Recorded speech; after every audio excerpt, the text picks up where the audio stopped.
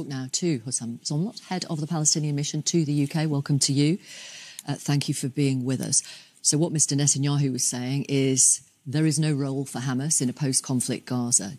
Do you agree? That's not up to Netanyahu. Netanyahu is a prime minister of a country that is in a military occupation of our land. That's not according to me only, that's according to the ruling of the International Court of Justice only last week, that Israel's continuous presence in the occupied Palestinian territory is unlawful. All of its illegal settlements are unlawful and must be dismantled. And Netanyahu, this isn't about him and all this pathological lying, it's about the US Congress.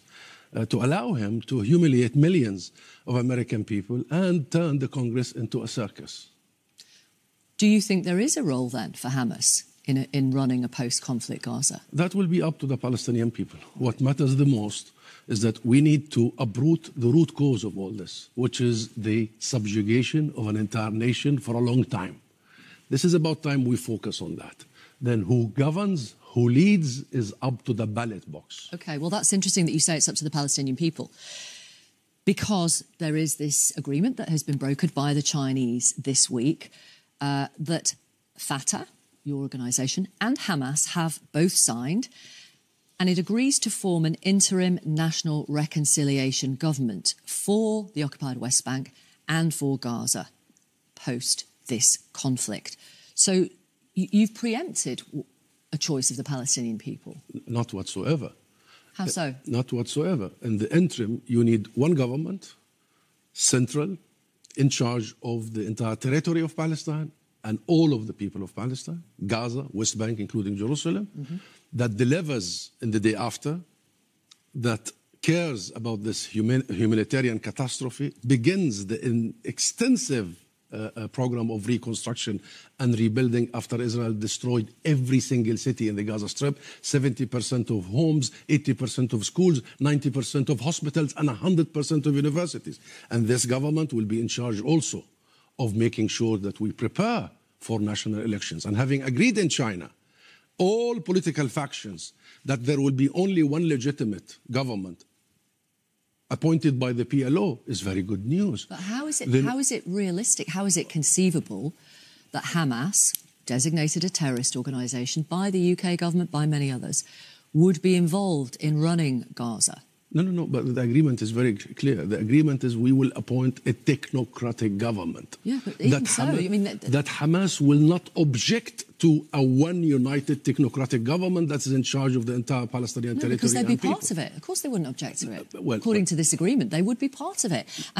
No party will be part of it. Fatah will not be part of it. Hamas will not be part of it. Those are going to be professionals that are allowed by the political factions to do the job that the Palestinian people want to do. And this is a matter of Palestinian legitimacy, Victoria.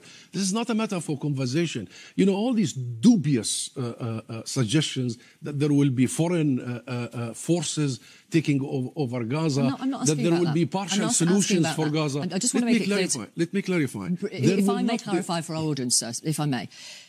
The agreement that was reached this week was a declaration brokered by the Chinese that brought Hamas and Fatah and many other Palestinian groups together. They agreed to form an interim national reconciliation government for the West Bank and for Gaza. So Hamas are involved in that. And I'm asking you, how is that realistic in any way? How would you get any support from the Americans, from other Arab countries, in terms of rebuilding Gaza, which, as you rightly say, has been decimated?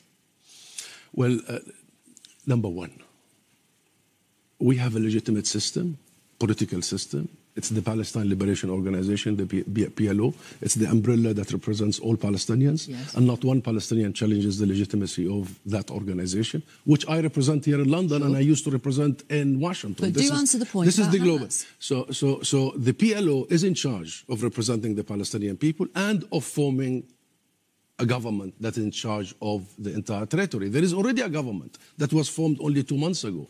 What happened in Beijing was just telling the world that political factions in Palestine are absolutely ready to allow for a Palestinian legitimate government to take over the entire territory, to shield us from all these dubious ideas that there will be other alternatives. There is no other alternative except one Palestinian government that is functioning under the idea of establishing a Palestinian state in the entire territory. Right. So even though the International Criminal Court accuses Hamas of war crimes, yes, they also accuse Benjamin Netanyahu and Israel's defense minister. They first accused Benjamin Netanyahu of war crimes too.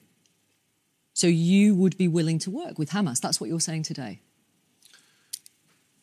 Victoria, for many years it was Netanyahu who was feeding the division, and it was Netanyahu who was allowing funding for Hamas, thinking that that will maintain the fragmentation and will block the emergence of a Palestinian state. That's number one. Number two, for all these years, it's Netanyahu and the US, sometimes even the UK, saying, who should we talk to? The problem is Palestinians are not united. And then when we go and come up with a political vision that allows for a technocratic government, then the question becomes, how do you allow Hamas? Which you still haven't answered yet, sir. Our unity as a people, the unity of our political system is paramount for the cause of peace and for the cause of establishing a two-state solution that the UK and US always espouse. I want to ask you about the more than 100 Israeli hostages that are still being held captive by Hamas. They have to be released now, don't they, for there to be any chance of peace at some point? As Alicia just said, a deal is on the table for many, many months. And as you just heard from the US Vice President, Kamala Harris, only 2 days ago, that the deal is on the table and Netanyahu must seize it, i.e. Israel's strongest, closest ally is telling us and Netanyahu it's in Israel's court. And right Hamas now. needs to seize it too.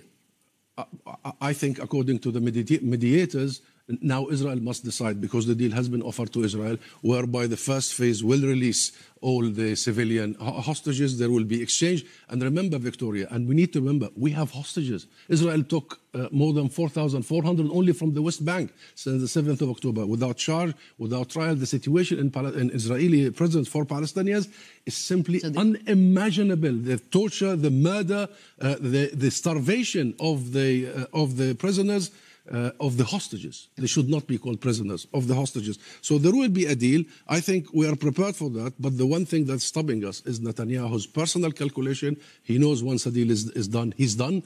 And this whole idea that we are after not Hamas, but the Palestinian people. That's why they are after the shelter houses, UN. They are no longer bombing cities because they run out of targets. They're bombing people hiding in shelters. It's about the Palestinian people and the extermination of the Palestinian people. Thank you very much for talking to our audience this morning. Thank you. Thank you.